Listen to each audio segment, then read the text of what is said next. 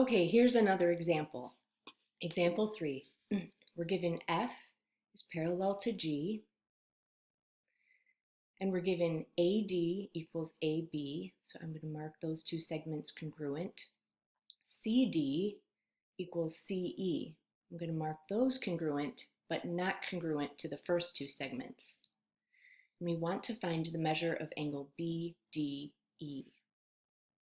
So I'm going to put an X there because that's what I'm looking for. Okay, at first glance, it doesn't look like we have much to go on, especially since we're looking for a number for X, and all we have here is variables. So let's see what we can mark on this diagram based on the given information. I have these two parallel lines, so let's mark the alternate interior angles congruent for this transversal AC. I'm going to extend that so you can see that those are alternate interior angles. What else do we have? Well, we have an isosceles triangle here because these two sides are congruent to each other.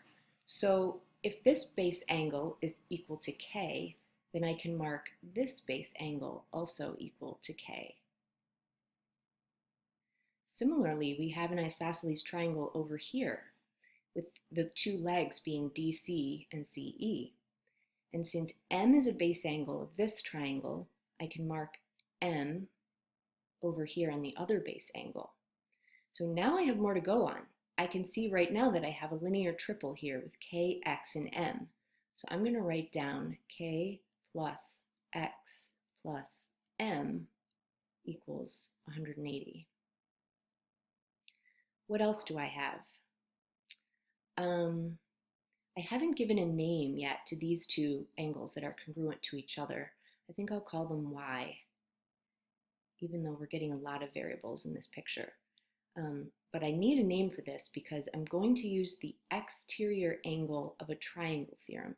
Remember, the exterior angle of a triangle, the measure is equal to the sum of the remote interior angles.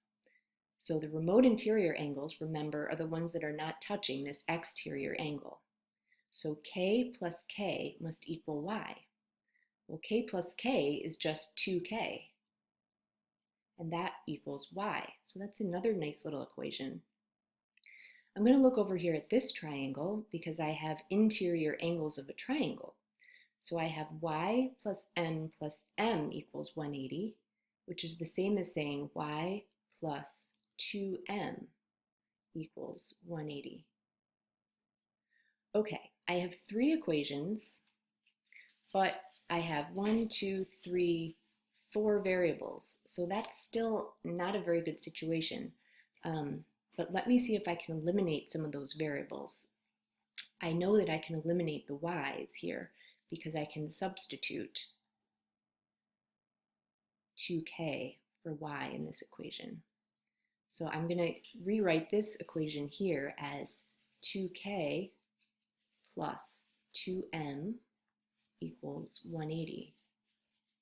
And I can simplify that equation by dividing through by 2. So I just have k plus m equals 90. Okay, that's looking a little better. No more y's.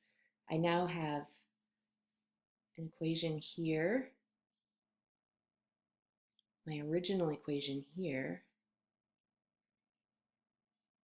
and I've already used up these two equations. So now I have 3 variables, but only 2 equations. So let's hope that something good happens here. What I'm going to do is take this equation down here and rewrite it as k plus m plus x. I'm just switching the order of m and x equals 180.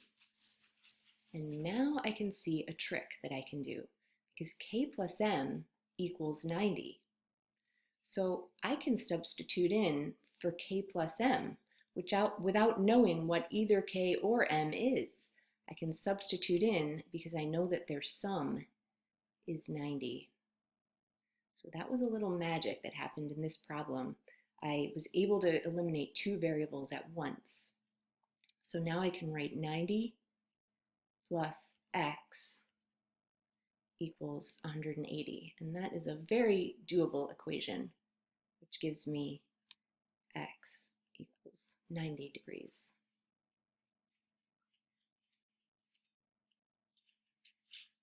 I'm going to have you try this one, and let's mark the congruencies together.